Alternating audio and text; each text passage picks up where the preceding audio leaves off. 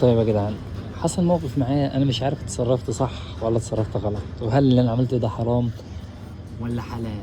فاشهدوا معانا انتوا بقى. جت بنت صغيرة عايزة ب 30 جنيه اللي هو النوتش ده، عايزة ب 30 جنيه، اديتها ب 30 جنيه ومشيت. تمام. بعد كده راحت راجعه لي، راحت قالت لي لا انا مش عايزه ده يا عمو، ماما بتقول لك عايزه لب سوري. قلت لها ماشي. خدت الكيس منها فحطيته على الميزان، فطلع كام؟ 21 جنيه بدل 30 جنيه، يعني متاكل منه ب9 جنيه. طب انا قلت ان انا ممكن انقص في اللب علشان الشوكولاته ناقص منها 9 جنيه، ودي خسائر عليا برضو. المهم انا اديتها، رحت اديتها ب 21 جنيه بدل 30 جنيه، ما انا ليا حق في الشوكولاته. قعد كده، راحت مامتها خدت الحاجه البنت ومشيت عادي، البنت صغيره مش هتفهم. بس فخدت الحاجه وودتها لمامتها. تمام.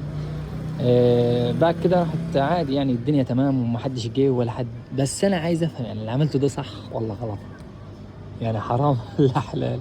ما انا خدت حاج، يعني الحاج اتاخد من غير ما اشوفه. فلما وزنت لقيت حاج متاخد منه 9 جنيه، فنقصت من حاجها 9 جنيه اللي هو حج في الاساس. فانا مش عارف اللي عملته ده صح ولا غلط، فربنا يسامحني لو غلط. كل واحد بيشيل ذنبه يعني. بس